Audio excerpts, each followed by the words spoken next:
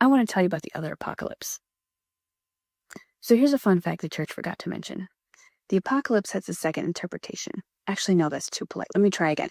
Religion didn't just reinterpret reality, it wrecked it, especially around the end of the world. And I'm not giving you an opinion. This is just what happened. You can check the receipts. I'm going to show you the path, and then I'm going to show you the other apocalypse, the one that was buried by the church.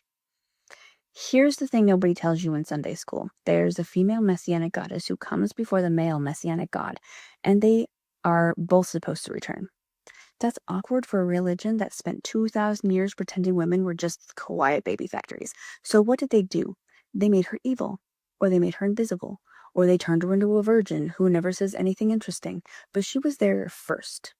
Let's start with Venus, the morning star. Beautiful, shining. Every ancient culture looked up and said, that's a goddess. Because of course they did. It's the brightest thing in the sky before the sunrise. Venus equals divine feminine, Ishtar, Aphrodite, Lucifer. Yes, that Lucifer. Because Lucifer just means light bringer. It's Latin. It's not a devil with a pitchfork, it's a planet. In some old Gnostic and esoteric Christian readings, Lucifer isn't evil at all. He's the light of wisdom trapped inside stupid matter, like Prometheus stealing fire. And get this, sometimes Lucifer is literally a title for Jesus. Revelation 22:16, I am the bright morning star. So Jesus was Lucifer, and then the church said Lucifer was Satan. The math isn't mathing. Now watch how the feminine gets erased in real time. In Egypt, you had Isis and Horus, mother and divine child, the sacred pair. Beautiful for like 3,000 years. Then comes Christianity, and suddenly you've got Mary and Jesus. Same pose, same titles, same nursing imagery. The catacombs in Rome were basically Egyptian fan art. But here's the difference. Isis was a goddess. Mary became a virgin. One has power, the other has a purity badge. Isis was called Mother of God. Mary got the same title. Isis was Queen of Heaven. Mary got that too. Isis was linked to Venus, the morning star, love, magic, justice. Mary got the moon. And a lot of silence. It's the same women, different costume, worse lines. Then you've got Astraea, Greek goddess of divine justice. Sweet girl, lived among the humans during the Golden Age when we weren't all terrible. But humanity got greedy, cruel, stupid, the usual, and Astraea looked around and said, I'm out. She became the constellation Virgo, the Virgin. Now here's where it gets weird. Virgo sits next to Libra, the scales. And who rules Libra and astrology? Venus. So Venus, Isis, Astraea, they're all connected. The Romans even called Isis Virgo, Callistus. I think I got that right. Heavenly, basically the heavenly virgin. A mother who is also a virgin. A goddess who is also a constellation. A love goddess who is also a justice goddess. You see what's happening? They're not separate. They're the same energy wearing different hats. And the church hated every single hat.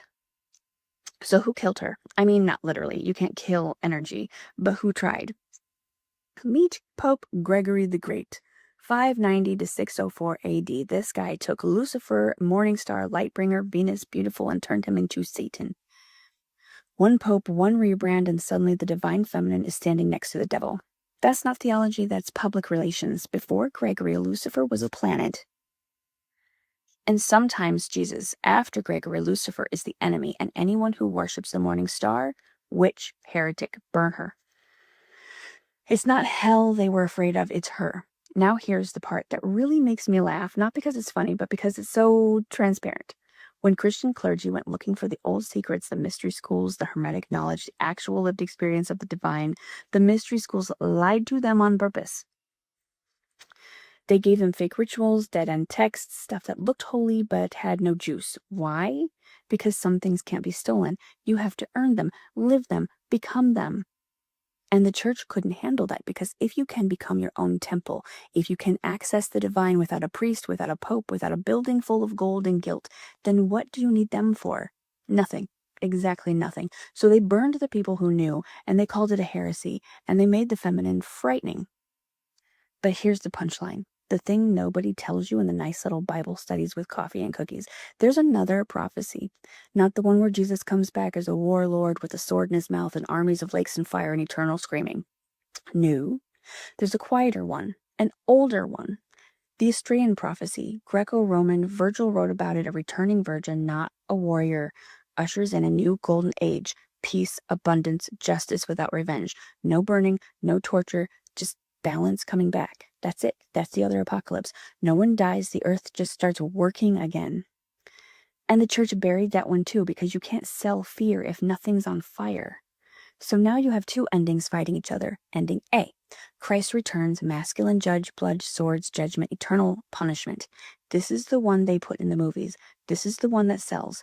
Ending B, Astraea returns. Before Jesus, by the way. Virgin of justice, soft, restorative. She doesn't kill the wicked. She just makes them irrelevant. They fade. Nobody needs a lake of fire when justice is simply present. Which one sounds like something a control system would invent? And which one sounds like something you'd remember if you're in your bones if you weren't raised to be afraid?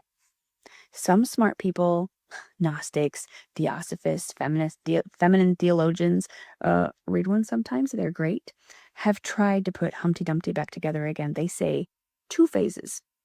First, the feminine returns. Sophia, wisdom, Shekinah, presence. She softens everything, heals the land, makes people remember they're connected to the cosmos again. Then after that, Christ returns, but only to clean up the tiny, stubborn mess. The wicked ones left behind. A mop, not a missile. But here's what I really think.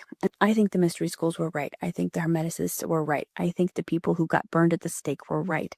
And I think the church, every version of it, Catholic, Protestant, evangelical, all of them, has been running a protection racket for 2,000 years.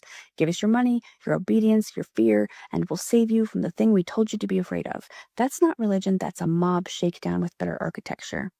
Everything is connected. Fractals, geometry, the way trees grow, the way galaxies spiral, the way your lungs branch, it's the same pattern over and over.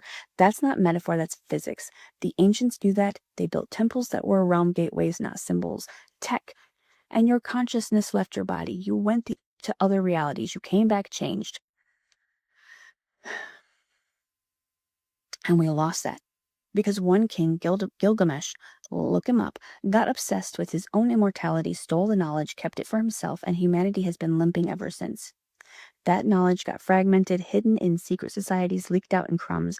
The Templars understood it, the alchemists, the Gnostics, but they couldn't say it out loud without dying.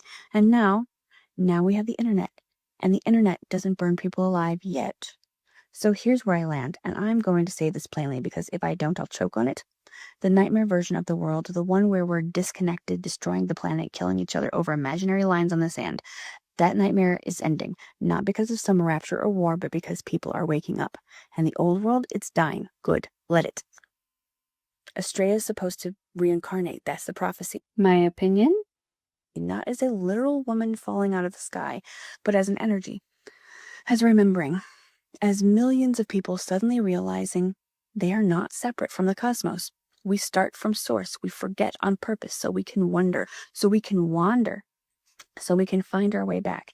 And then we end up exactly where we began, a perfect circle. You don't need a pope for that. You don't need a president. You don't need a building. You just need to remember. So no, the divine feminine was not destroyed. She went underground. She waited, and now she's stretching. She's yawning. She's looking at 2,000 years of patriarchal nonsense and laughing. And the other apocalypse, it's not fire. It's not swords. It's not judgment. It's just balance returning. Like a breath you forgot you were holding. So go ahead, keep your revelation if you want. Keep your beasts and your trumpets and your lakes of fire. I'll take the virgin who became a constellation. I'll take the goddess who became a star. I'll take the world that's coming next, where we finally remember that we were never supposed to be afraid. We were supposed to go home. And we're almost there.